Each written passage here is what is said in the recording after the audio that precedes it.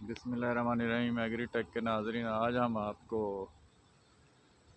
दोबारा दिखा रहे हैं जी सोलर प्लेट्स की वॉशिंग क्लीन कैसे होती हैं। ये इनको क्या तरीक़ाकार है इसका साफ़ करने का। और ये है जनाब, ये हूँ जनाब आपका मेज़बान।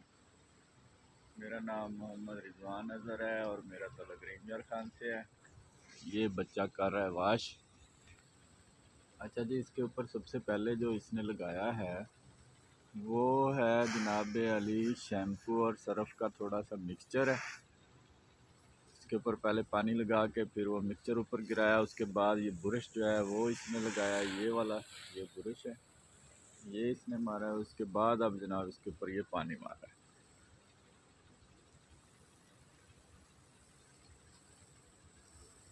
ये आप देख रहे हैं।